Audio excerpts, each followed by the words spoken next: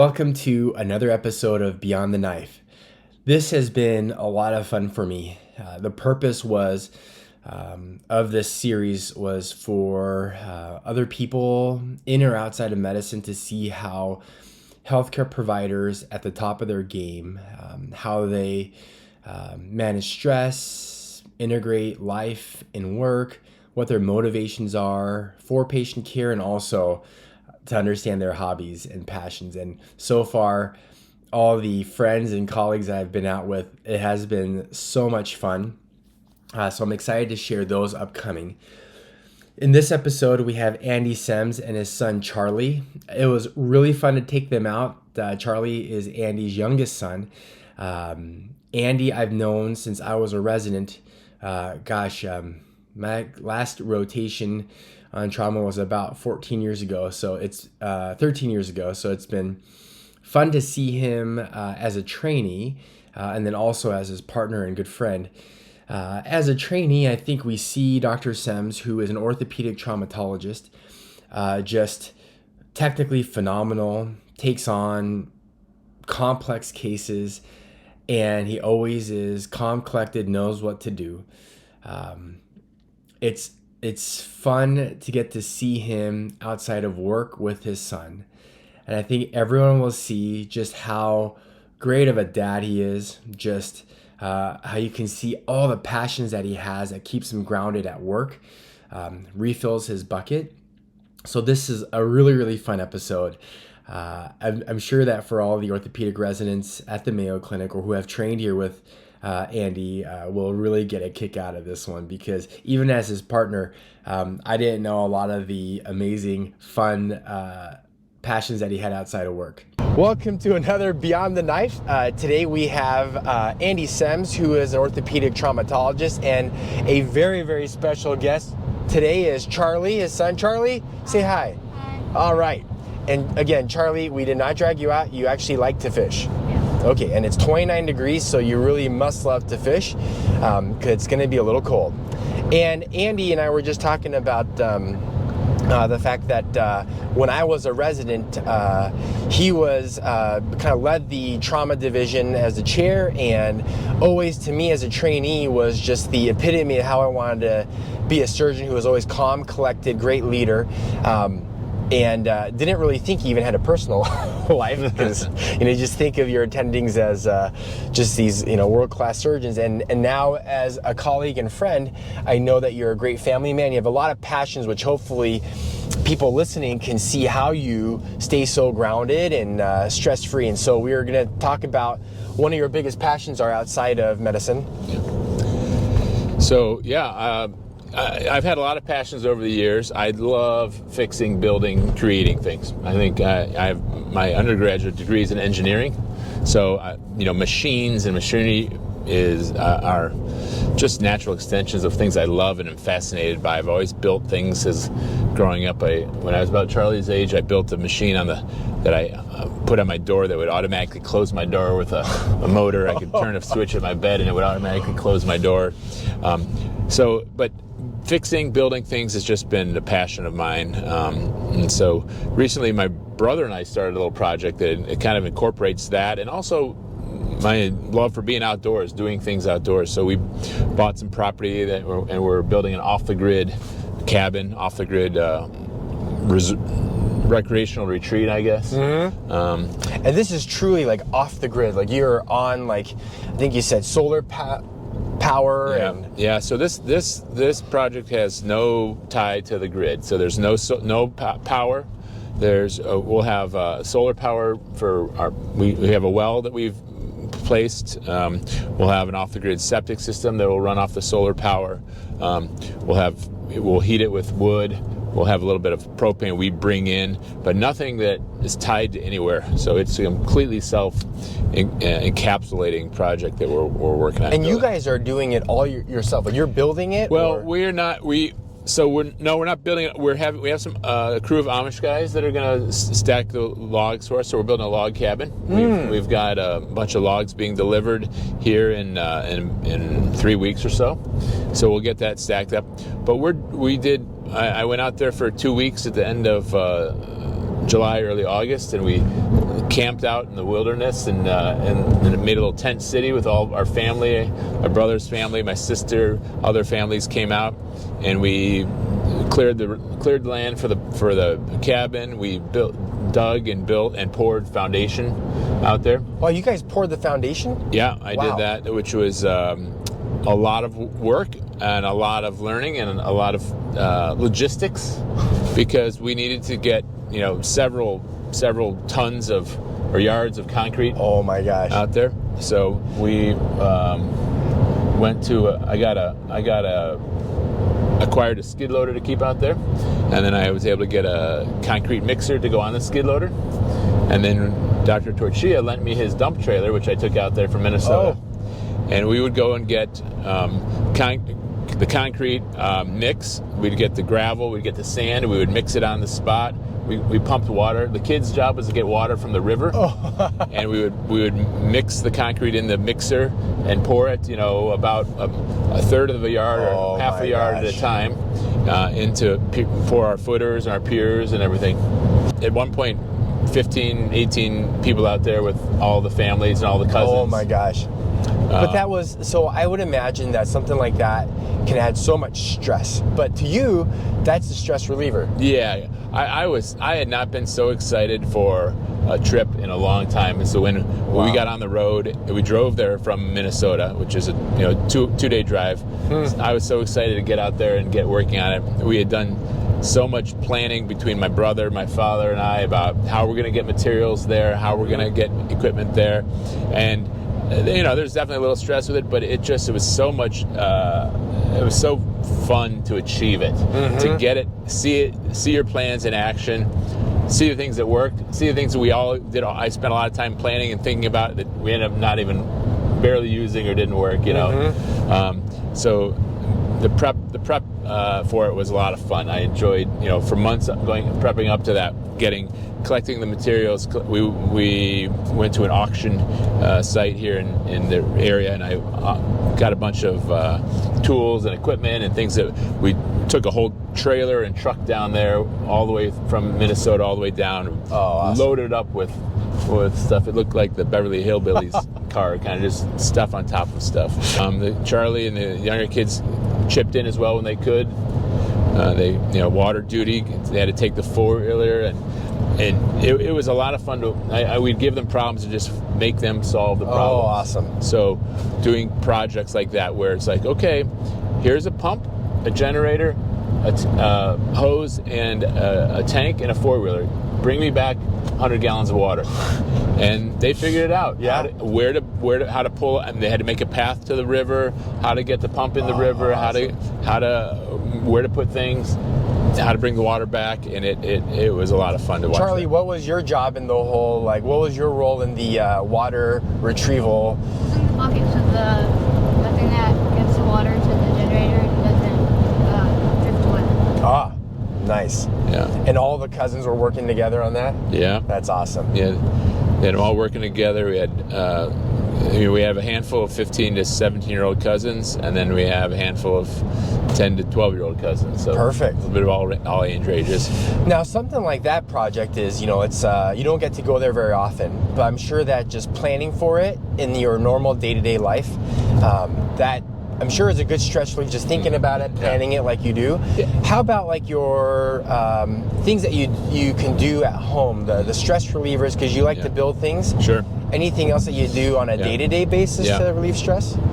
Day-to-day, I don't know if I get it every day, but I'd say every week for sure. I'm getting out in my barn working on, my latest project is building a sauna up here. Oh. So I'm building a sauna with a friend. It started as at a New Year's party.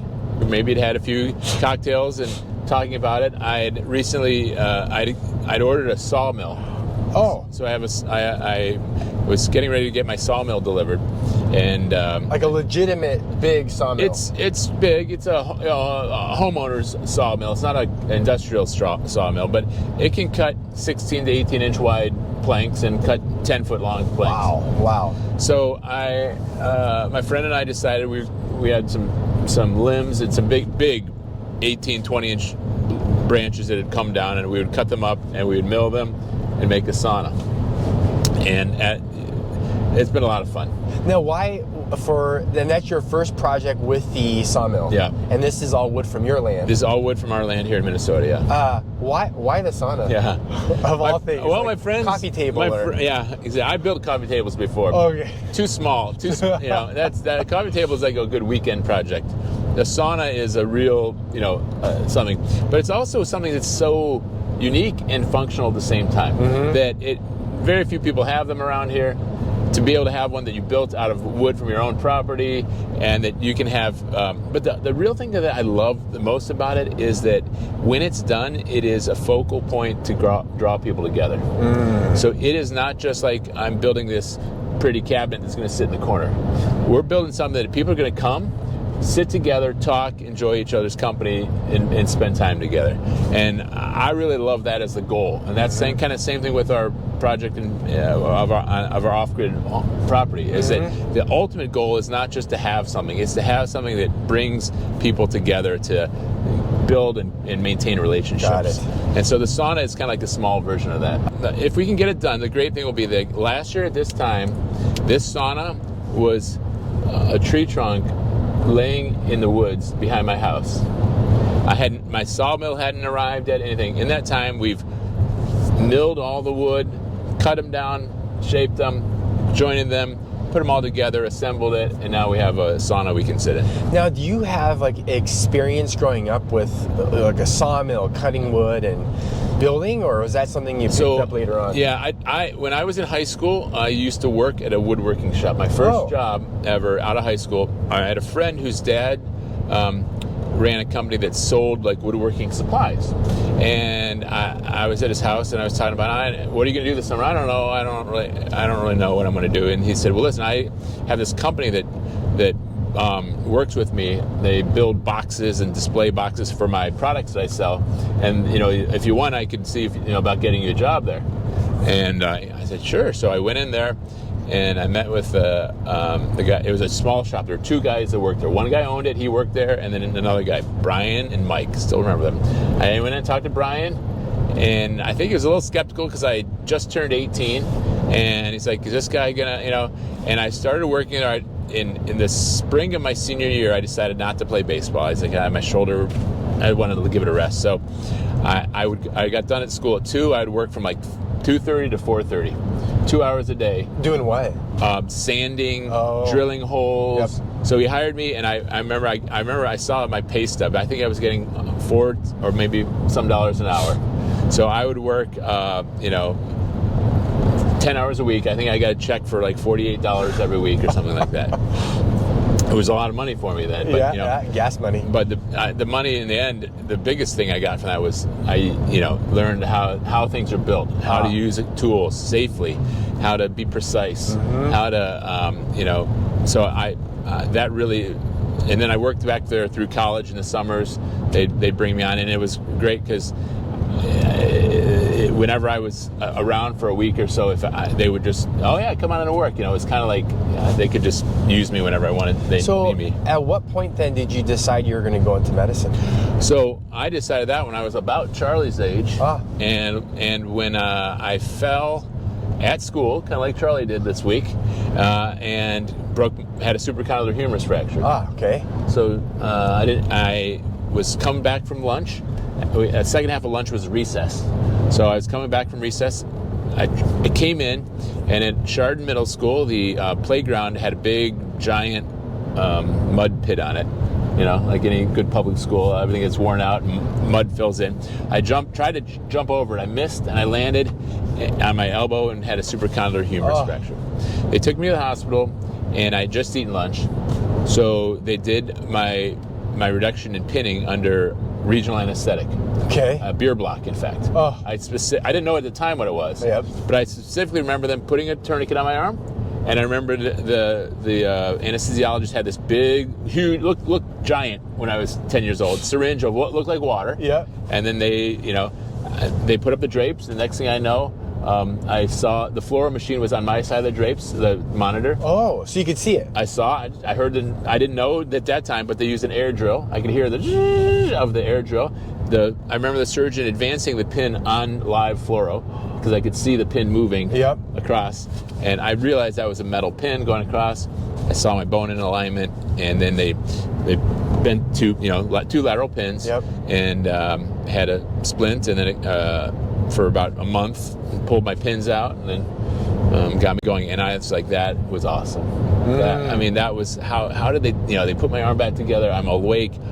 They drove pins in my arm. I love fixing things already. So I'd always found that interesting. So at that moment you were interested, at least in, like, you think from the beginning you wanted to do orthopedics, or? Yeah, probably. It made sense because it was like, I didn't want to, I don't think I really wanted to, treat high blood pressure or, manage diabetes or whatever. It was the mechanical part of it. It was, they pushed my arm in place. I didn't feel it. I kind of saw it. They drilled a pin across my arm. That's what I wanted to do. It made sense to what I was doing at home already. Building things, fixing things for my mom. I actually liked my psychiatry rotation, believe it or not. In med school, I worked on the alcohol and drug rehab unit for a few weeks. I worked on inpatient psychiatry, and the psychiatrists I worked with were fabulous. I mean, they were saints. They listened to people. They would just let people. They would let people talk and really get everything off their chest. And so the outpatient type stuff was just watching these people's patience, ability to listen to people, and I'm here thinking, oh man, what is this person going to say next? And they just kind of roared through. The inpatient side of it for psychiatry was fascinating to me. I still remember some of the phenomena that we saw and the mental disorganization and the thought processes that are like diseased thought processes essentially, and I found that fascinating. So that was something that I didn't have to fake interest, that, believe it or not, I actually really found interesting. In an alternate world you would have been a psychiatrist. Maybe. Maybe. Well, then you went to Cleveland Clinic and did your orthopedic residency. At what point did you decide on trauma? I decided to do trauma at the end of my third year, middle of my third year. I can't remember when it was. I did a rotation on. We did trauma rotation at Metro Health Medical Center, which is a level 1 trauma center in Cleveland. And I was doing a case. I think it was Dr. Patterson, who was the chair at Metro at the time, and he did an ankle fracture, simple fibula fracture, SCR4. He took a clamp and he rotated the fibula back and put in a clamp across it, and it reduced perfectly. A little bit of fracture hematoma kind of squirted out of the fracture because it was just to the line, anatomically perfect.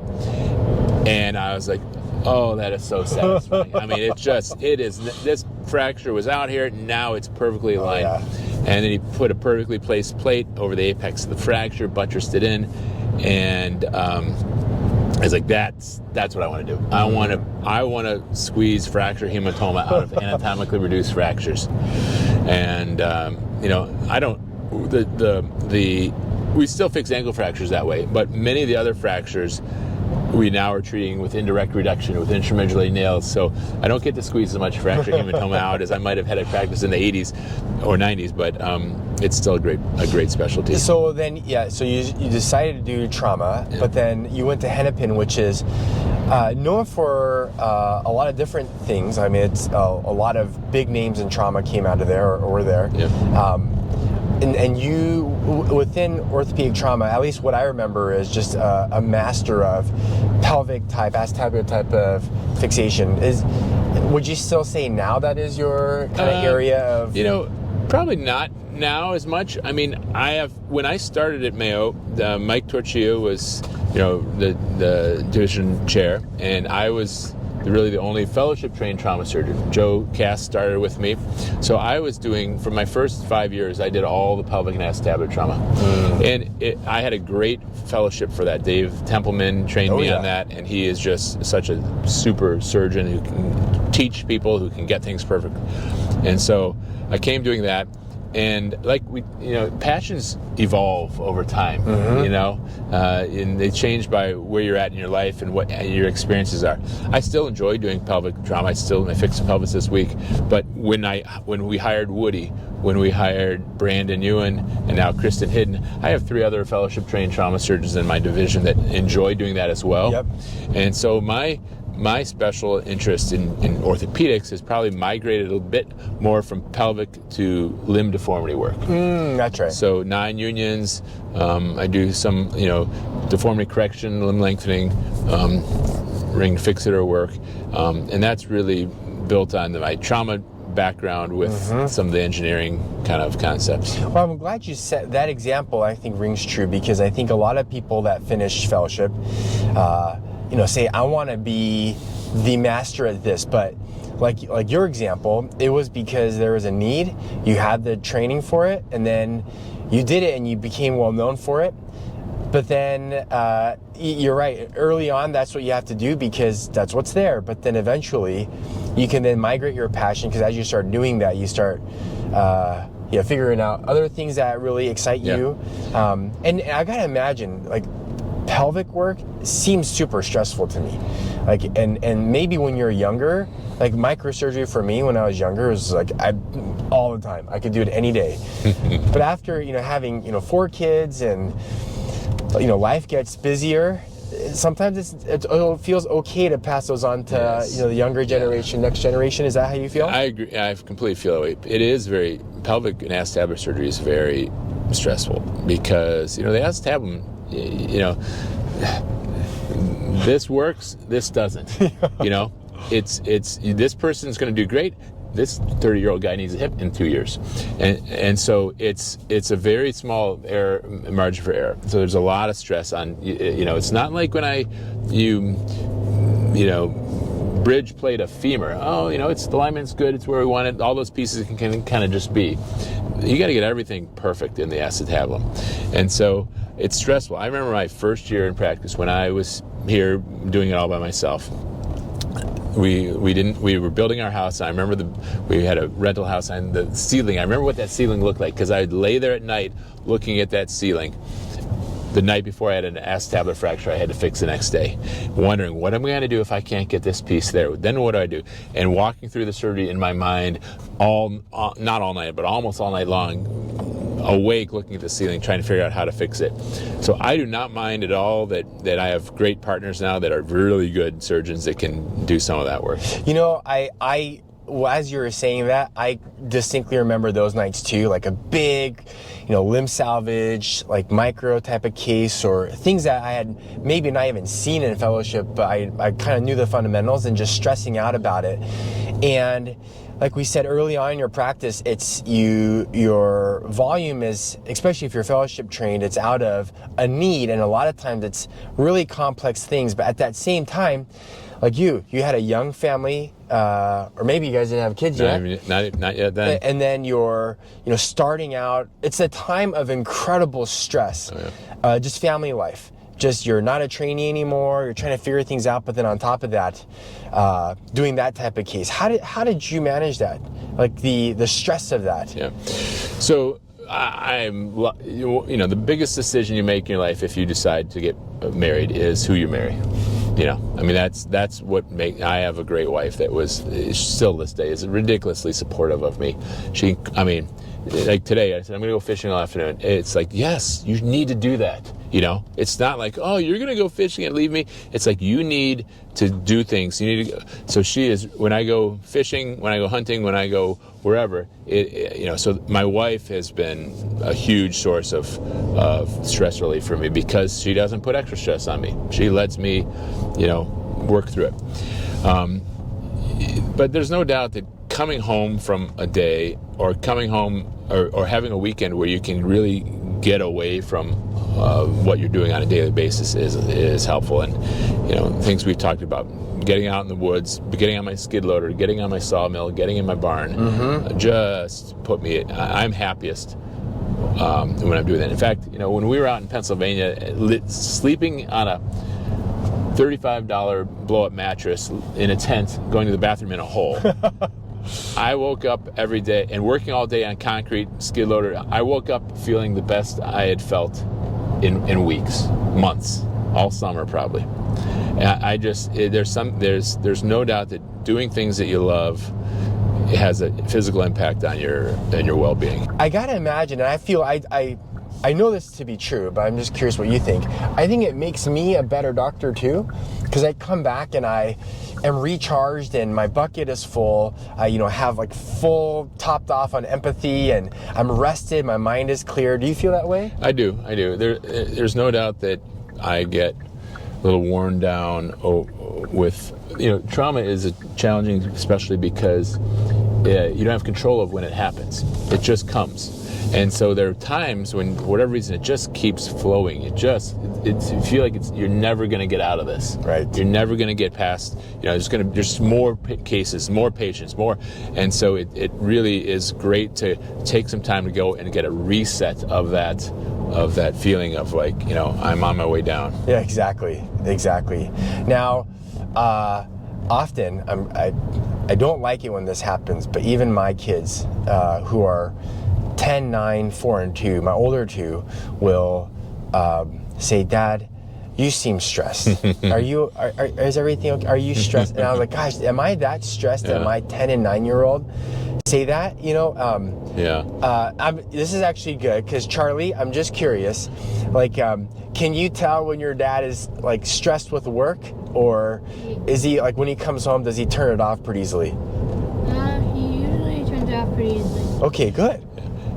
Charlie, yeah. I do have one of my kids, well, actually one, and then maybe two of my kids will periodically pick up on that to me and say, hey, you're all right, But no, mostly it's my wife is very sensitive to. Yes, she can pick that up. Yeah, and I used to.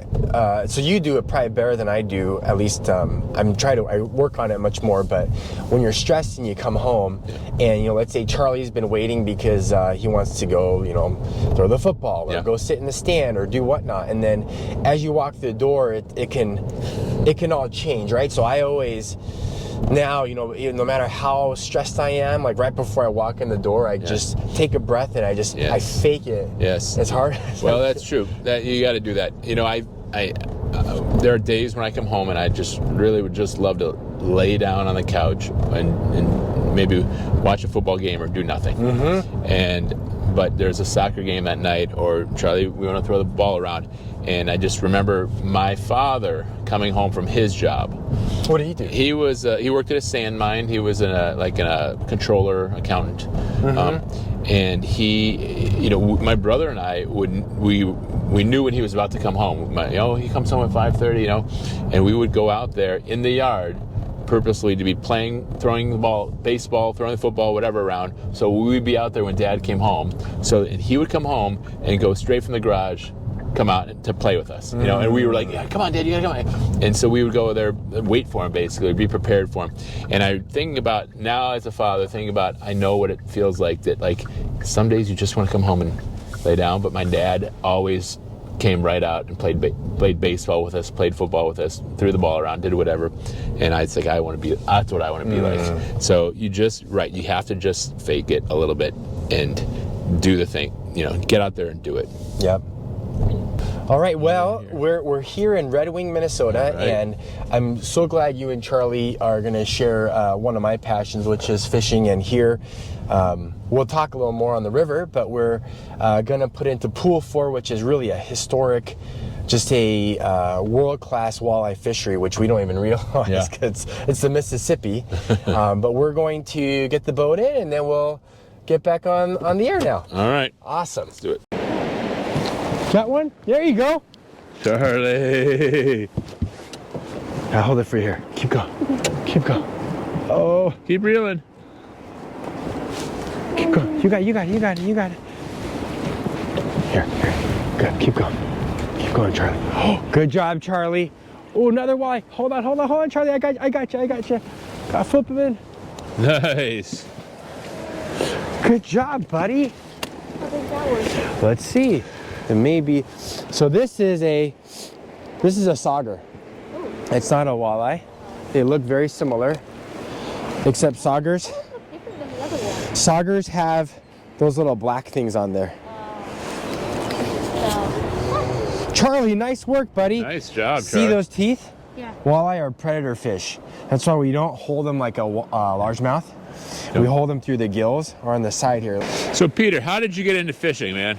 You grew up fishing? So my dad didn't fish at all. Yeah.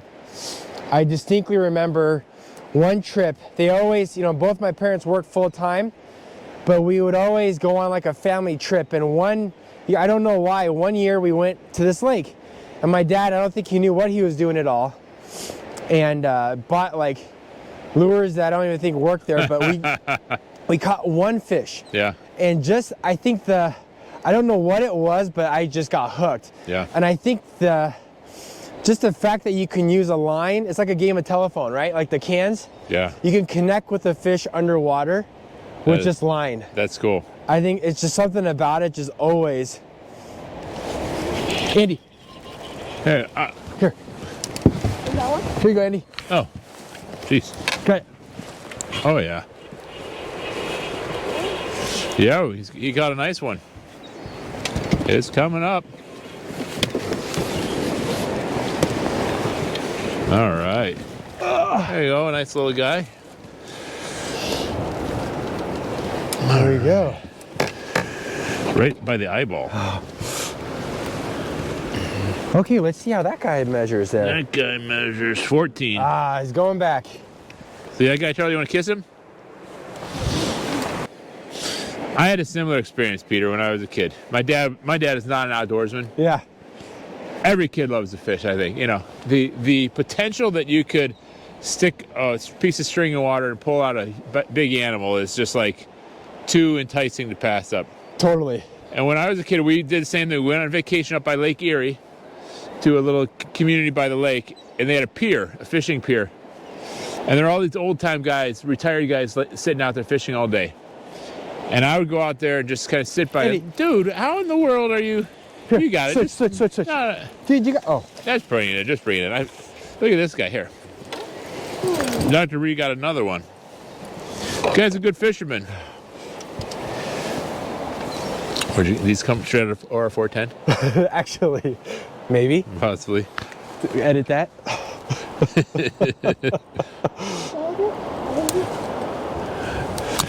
That guy. You see my surgical skills in action here. It's like when your fingers are cold. The barbs are in there. I know, the barbs.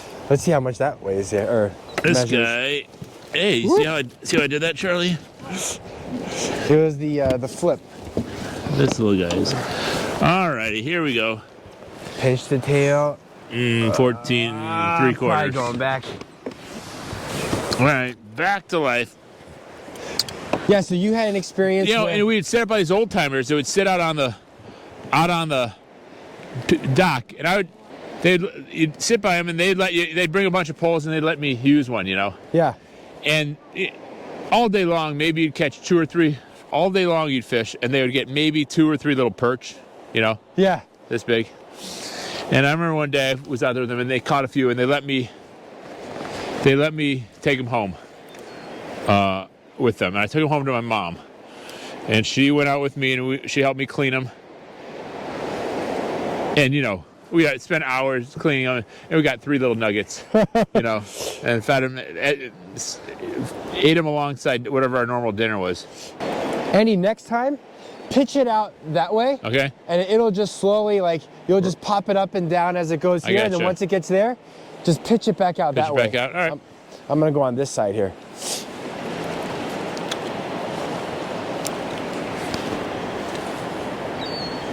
How deep are we? We're at 17? about 15. 15? Let's see.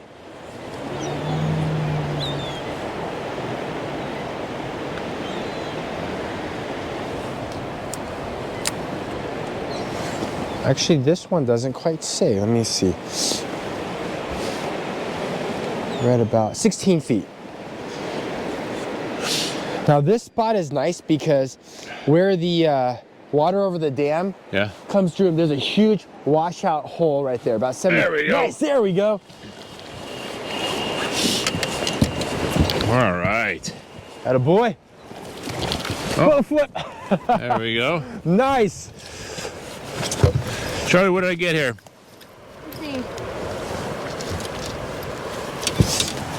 There we go. Thank you.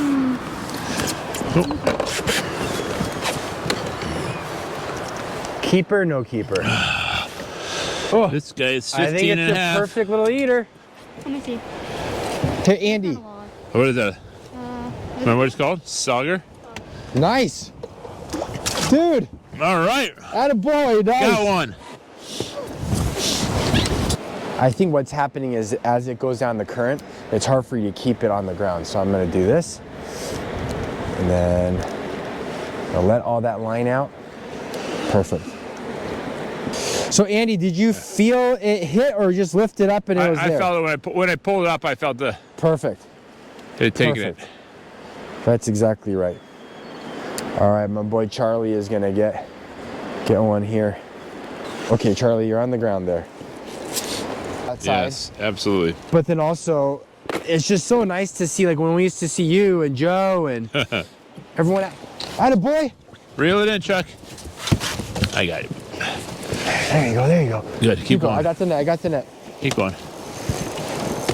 Oh, that's a good That's one, buddy. got some drag on it. Oh. Okay, bring it up, bring it up. Oh, buddy, that's a good one. Oh yeah, stop. It's in the. Okay. Let me let the bail out. Yeah, I'm gonna All have right, to good. take this drag out a little bit more. okay, there we go. Whew. That's hard work catching all that fish, huh?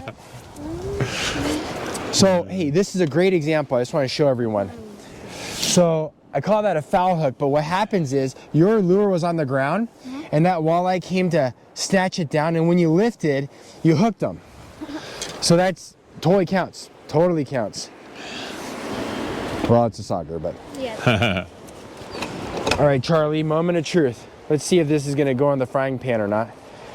And I'm a huge conservation person, and so if it's not within the slot, obviously I don't take it. Oh, it's And these easy. these 15 to 19 inches, they're so abundant and so healthy here that we keep those. Even though you can keep one fish that's greater than 20, I don't keep any of those. yeah. Like 17 inches. That's a 16, 17 inches, perfect size. Totally, great eater. I'm gonna adjust Charlie's drag here. I did not do that. Carlos, you got it down, man.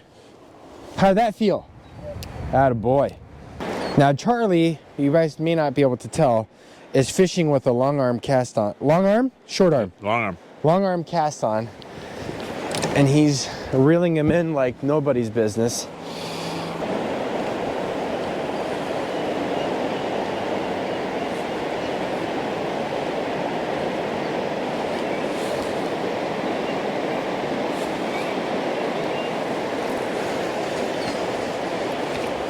Oh. No, I got your dad here. I was like, something's funny going on. We caught each other, Charlie. Best catch of the day. Best catch.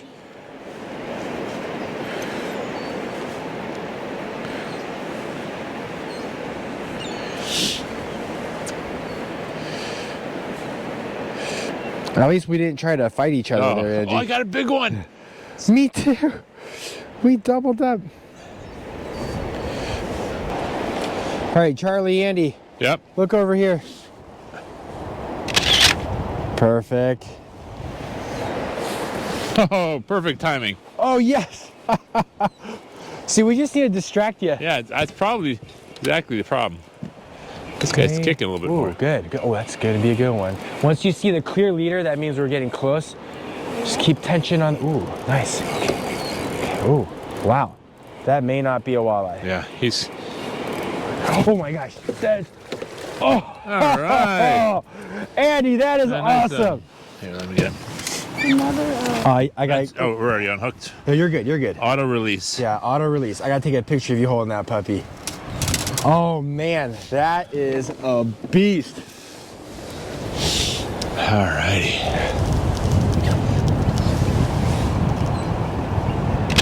Hold on. No, I'm not doing the full arm extension though. Do the put your finger in the gill Okay. and hold it. There you go. That's it. Hold it like this. Yep, yep. Let me see here. Can I get it all the way in the gill? In the gill. And there you go.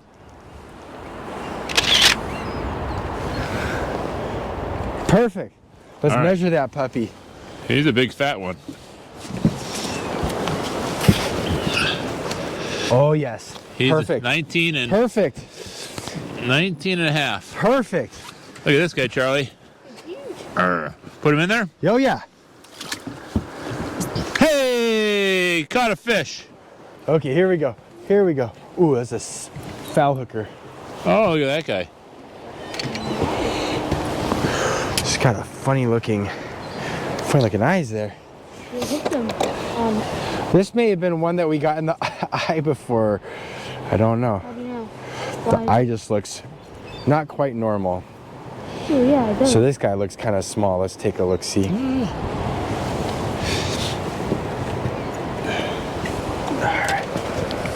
Oh, it's just 15. Should we put it in? I think we should probably put it. What do you want to do? You decide. Probably put it back. Back in the water? You got it. And then Andy gets right here. Charlie, get your fishing rod. Get your fishing rod, Charlie. Oh, that's a This good one, is- Andy. This doesn't look. No, this is a little guy. Oh, I got him. it looked good. He didn't fight very hard. Dr. Reed, he is a dedicated fisherman. Look at that guy. Just keeps pounding at it. I'm just trying to get your freezers full, guys. It's gonna be. Look at that skill. That's skill right there. You got him. You net him, Charlie. You want to net it? Hurry, Charlie!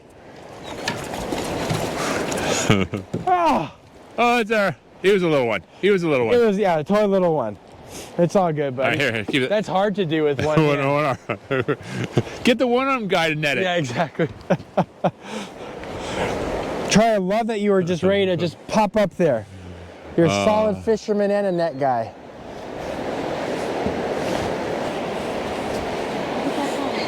What's that, bud? Yeah, I'll put it out. I got it, Charlie. Thanks, Dad. Oh no, Andy, I can help him. I got it. I got it. It's part of the joy of being a father. Here you go, buddy. Actually, Andy, you know, I love to fish, and I used to get really frustrated taking my kids out Yeah. because it was just like constantly Right. Beating, reloading. untangling, Yes. like just like how in the world did you get Yeah. a tangle like that? But the moment I switched to, I'm not even gonna fish. Yeah. I'm just going to help these kids get a fish on. You know, like Yeah. that excitement. Yeah. Once I switched my mentality, Yeah. it was all over. That's why like Yeah. taking you guys out. Yeah. Like I just love seeing you guys catch fish, have fun. That brings me so much Yeah, joy. It's definitely a whole different. You know, it's fun to go out with you or your friends that can do. Don't have to have their lines untangled by it, but it's also fun to help people Exactly. achieve success.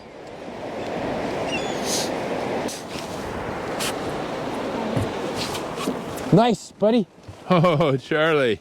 Charlie, I think Oh, you got- double! We got a double! Oh, double. Are you guys on each other? No. Nope. Oh, it came off. Okay. It's all right. Oh, that's another keeper. Andy, man, you're Chuck. on it. We're both on it, Chuck. Okay. All right, do a little. My one. Let's see, which way is it going here? Oh yeah. That's a keeper. Let's That see. keeper? Oh yeah. Okay. 16 inches. Yep, let's do it. Perfect eater. Can you open up, Chuck? So 1, 2, 3, 4, 5, 6, 7, 8. 8. We All do right. 4 more, guys. Now, the rule on the Mississippi is if you've caught your limit, Yeah. you really shouldn't be targeting that fish anymore. Right.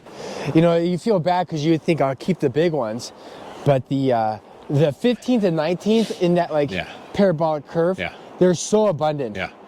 that takes those. I mean, the big ones, What is a 20-inch fish is how many years old? probably 8 to 10 years old. Seriously? Yeah, And the 15 inches? probably like 3 to 5. Yeah. So that's, I mean, the ideal. Because those are so high that you want to take those down, and the bigger ones, the bigger they are, the higher Yeah. the offspring Yeah. potential, at least for a period of time. And so, I But think also it's, the longer they've been exposed to water and exactly. Yep. And the collecting. genetic pool is probably better, Yeah. arguably. I did every once in a while you'll catch a fish that has scoliosis. All fish have scoliosis. It's Scoliosis is your like, curves, your spine curves. I mean, That's what fish do. They swim. They bend their spine. So I do a trip with all of our kids, and Charlie still. I owe him his still. So we're trying to figure out what to do. and is it like, does it reset at a certain time? I've just done one. We'll probably go around for a second trip. Okay. But for Luke's trip, Luke has a group of like 5 really good friends. Okay. And their dads and I coach with. They have volunteer coach and help. You know, we know their families. So, the summer, 3 years ago, when Charlie broke his arm that year, we came out here to Red Wing for dinner for one of the kids' moms. So just adults? No, all the kids. Oh, all the kids. Okay. Included. And that was actually the pretense for the trip. Oh, okay. And we had dinner at like 7 o'clock. And then at the end of dinner, I pulled all the kids together and we announced to Luke. I said, Luke, you know, I take everyone on a trip. And I'm going to announce what your trip's going to be tonight. Oh. Okay, all his friends are there. I said, what we're going to do in your trip is we are going to go to Glacier National Park in Montana. And we're going to go on an overnight whitewater rafting camping trip. Okay. And he's like, "Oh, awesome!" His friends are all excited. Awesome. And they're like, I say, and I have some news for you. All of your friends here and their dads are going with you. So we'd planned this out beforehand with all the so all parents. the parents knew? Oh, they all knew. The parents all knew. We'd planned this out since like February. This is like July. Okay. And they're like, "Oh, cool!" And the kids are all jumping, excited, screaming. They're like, "Whoa!" And I said, "Well, don't you guys want to know when the trip is? When we're leaving?" And they're like, "Yeah, when we're leaving." They're like, "Right now." We walked over to the train station, and we took the Amtrak train. Oh, That my night, gosh. the Amtrak gets in at like 9 p.m. We took the Amtrak train 9 p.m. for a 24-hour trip out to Montana. Oh. And how long were you guys there for? Like 3 days. We went. So everyone was packed. Parents were all ready The to go. moms had packed. They had Oh, my they gosh. were all ready. Like they were ready for the surprise, and the kids just like, you know, you're gonna get to go to this trip, and not only are you gonna get to go on it, but you're gonna go right now. And we took the train out. It was awesome. 24 hours in the train. They just, you know, they're all hanging out in the playing games. What an awesome trip. Stayed So overnight. Camp. We went whitewater rafting all day. And then we pulled over. The guide set up camp. We tented, cooked out, got up the next day, came back. Oh my gosh, that is awesome. Did another whitewater day. So what were some of the other like really fun trips you've had with your other kids? Well, Caroline and I went to San Francisco. Okay. We rode horses on the beach. Just the two of you guys? Just the two of us. I went to the Limb Lengthening Society meeting. We rode horses on the beach in a place called Daly City, which is near San Francisco.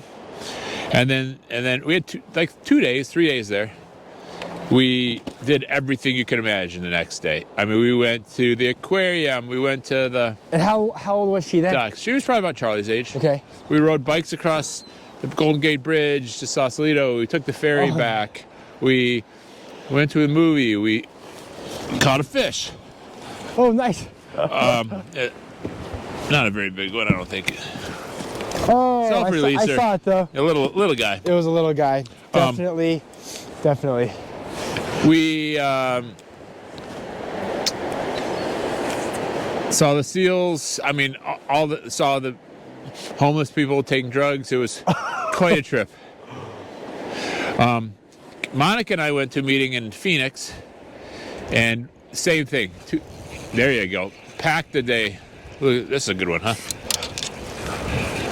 This one may be a decent one. Oh yeah. Oh man. Holy cow. Look at that guy, Charlie. That guy's a big one. Hey, don't bite me. That's probably too big to keep, huh? We could technically, but Yeah, he's too deep for me to get out with this. You're gonna have to. I got you. I got it. You're gonna have to get Oh, that. gotcha. Look at those jaws, man.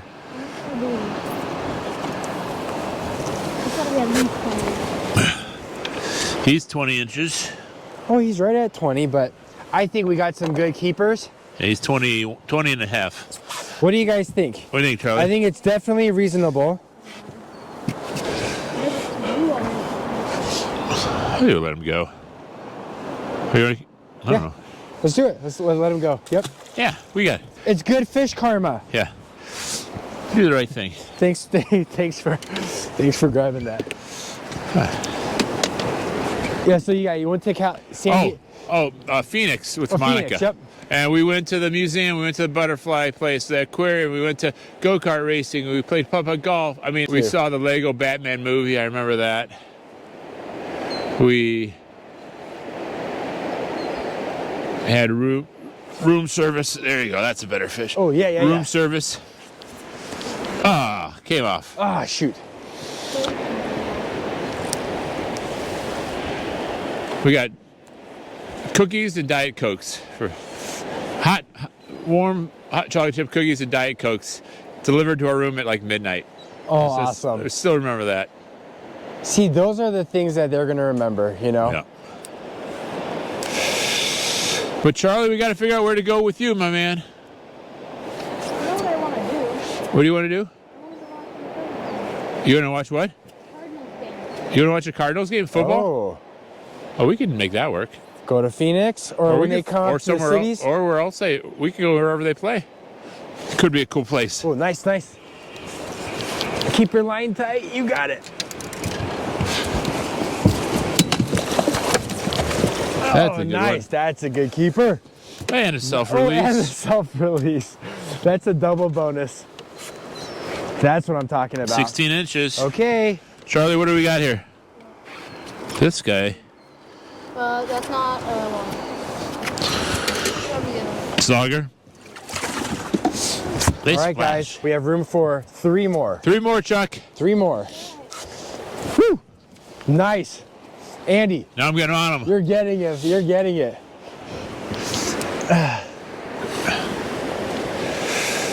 Now, would you say before this, would you have classified yourself as a 0 to 10 angler? 10 being like professional level, but not quite professional. 0 being like, what is a fishing rod? Yeah, I'm like a 2 to 3. Okay. I mean, like I love fishing. I love going fishing. I mean, fishing and catching fish is a bonus. I really like sitting in a boat, talking to people, looking at the nature, enjoying the weather. Doing okay, buddy? He's coming to check you out. So I'm using a jig and a plastic worm. So I'm letting it hit the bottom. I kick it up and I let it just float down. Kick it up. Let it just, my line is super tight because what I'm gonna feel is a funk. And that is what gets you hooked on fishing. Is like the way that we're fishing that, Andy? Yeah. You know how you lift up and you feel something?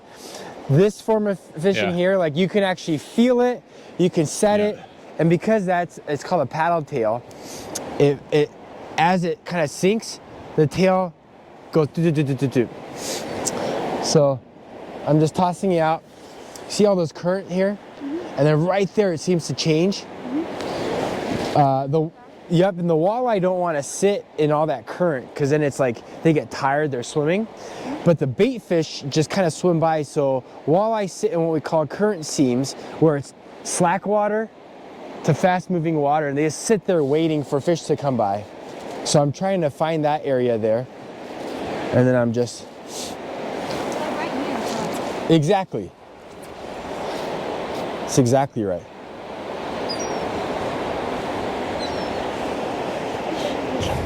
I'd say toss it out kind of right there. Yeah. Where it's kind of like rippling. Yeah. Toss it there, and then as you pop it up, it's gonna just keep popping down this way. Okay. And do that. Yeah. I think that's where Charlie was. I think. All right, we'll give it a try, huh? We got it. Okay, catch one. Close it out. Close it here. out. We got to fill up that. I think we have 11.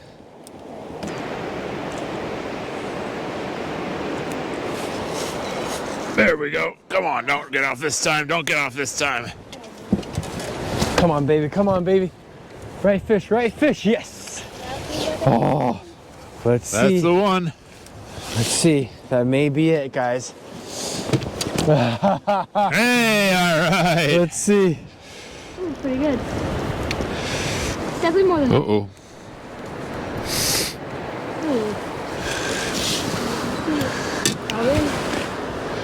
Oh, guys. It's 17. Oh, look what he's got in his mouth. Oh! Bonus. Bonus fish. Look at that. Look at inside there. What is Isn't that crazy? It's just gills. It's a shad. All right. You got 2 fish. Way to close it out. All right, guys. How about that? What a You great just tossed time. him? Oh, Okay. that Let's see.